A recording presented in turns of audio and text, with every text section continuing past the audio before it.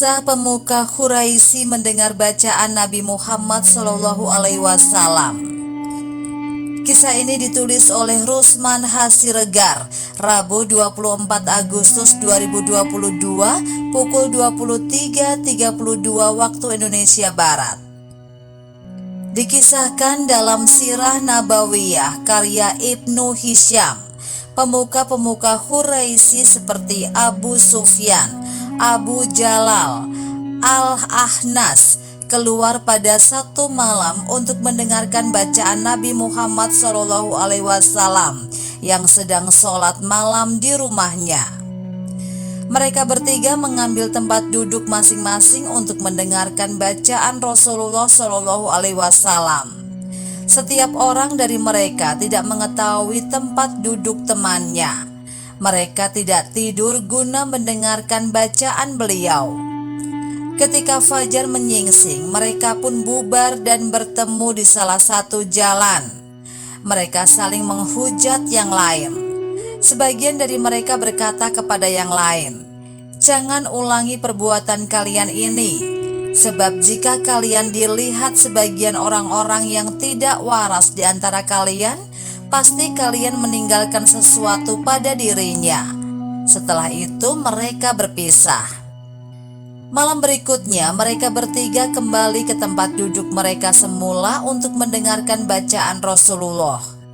Ketika fajar mereka pun bertemu di jalan persis seperti malam sebelumnya. Setelah itu mereka berpisah. Pada malam berikutnya mereka bertiga kembali mendengarkan bacaan Rasulullah SAW. Ketika fajar menyingsing, mereka baru bubar dan kembali bertemu di salah satu jalan. Sebagian dari mereka berkata kepada yang lain, "Kita tidak meninggalkan tempat ini hingga berjanji tidak akan mengulangi perbuatan kita ini." Mereka bertiga pun berjanji tidak mengurangi perbuatannya, kemudian pulang ke rumahnya masing-masing. Esoknya Al-Ahnas mengambil tongkatnya, kemudian keluar rumah menemui Abu Sufyan. Tiba di rumah Abu Sufyan, Al-Ahnas bertanya, "Wahai Abu Hanzalah, bagaimana pendapatmu tentang yang tadi malam engkau dengar dari Muhammad?" Abu Sufyan menjawab, "Hai Abu Sa'labah, demi Allah, aku mendengar sesuatu yang aku kenal dan aku mengerti maksudnya. Aku juga dengar sesuatu yang tidak aku kenal dan tidak aku pahami maksudnya." Al-Ahnas berkata, "Demi Allah, aku juga seperti itu." Kemudian Al-Ahnas pergi menuju rumah Abu Jahal. Al-Ahnas masuk rumah Abu Jahal kemudian berkata, "Hai Abul Hakam, bagaimana pendapatmu tentang apa yang semalam engkau dengar dari Muhammad?" Abu Jahal berkata, "Apa yang aku dengar? Kita bersaing keras memperebutkan kehormatan dengan Bani Abdu Manaf. Mereka memberi makan dan kita juga memberi makan. Mereka menanggung orang dan kita pun menanggung orang. Mereka memberi dan kita pun memberi. Hingga ketika kita telah siap untuk berangkat dan kami seperti dua kuda pacuan, tiba-tiba mereka berkata, 'Kita memiliki nabi yang mendapatkan wahyu dari langit. Kapankah kita bisa mendapatkan hal seperti itu? Demi Allah, aku tidak akan beriman kepada nabi tersebut dan tidak membenarkannya.'" Kemudian Al-Ahnas berdiri dari hadapan Abu Jahal dan meninggalkan rumahnya. Pelecehan orang Quraisy saat mendengarkan Al-Quran. Ibnu Ishaq berkata, jika Rasulullah SAW membacakan Al-Quran kepada mereka dan mengajak kepada Allah, mereka mengejek beliau dengan mengatakan, "Hati kami berada dalam tutupan yang menutupi, dan di telinga kami ada sumbatan, dan antara kami dan kamu ada dinding. Maka bekerjalah kamu, sesungguhnya kami bekerja." Kemudian Allah menurunkan ayat kepada beliau tentang ucapan orang-orang Quraisy itu, yang artinya, Dan apabila kamu membaca Al-Quran, niscaya kami adakan antara kamu dan orang-orang yang tidak beriman kepada kehidupan akhirat suatu dinding yang tertutup. Dan kami adakan tutupan di atas hati mereka dan sumbatan di telinga mereka agar mereka tidak dapat memahaminya. Dan apabila kamu menyebut Tuhanmu saja dalam Al-Quran, niscaya mereka berpaling ke belakang karena bencinya.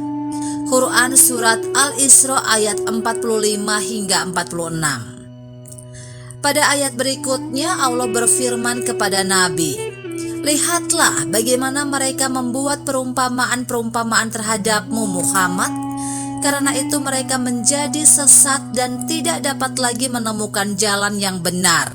Quran Surat Al-Isra ayat 48.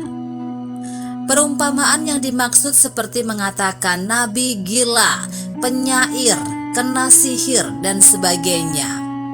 Begitulah sikap pemuka-pemuka Quraisy kepada Nabi membacakan Al-Quran dan mengajarkannya di tengah kaumnya. Mereka tidak mau mengakui kebenaran wahyu yang dibacakan Rasulullah karena dianggap bertentangan dengan kepercayaan yang diwarisi nenek moyang mereka. Oleh sebab itu, mereka tidak bisa diharapkan lagi untuk mendapat petunjuk dan bimbingan dari wahyu. Hati mereka telah diselubungi noda-noda kemusyrikan yang luar biasa. Orang-orang Quraisy bersujud.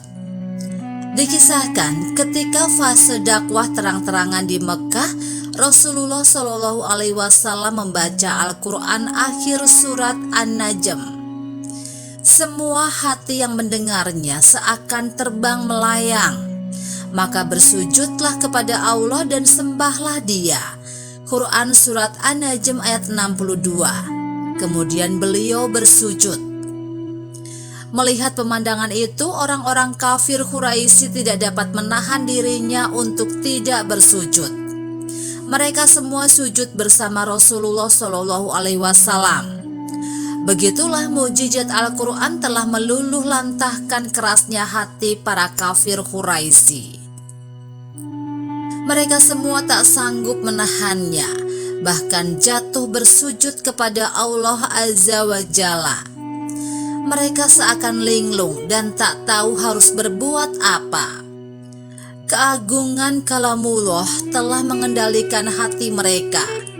Kejadian itu pun mendapat kecaman dari teman-teman mereka yang tidak hadir. Parahnya, mereka menjadikan momen sujud itu untuk mendustakan Rasulullah Shallallahu Alaihi Wasallam dan mencemparkan nama baik beliau dengan membalikan fakta, yaitu mengatakan justru beliaulah yang berbuat demikian terhadap berhala mereka.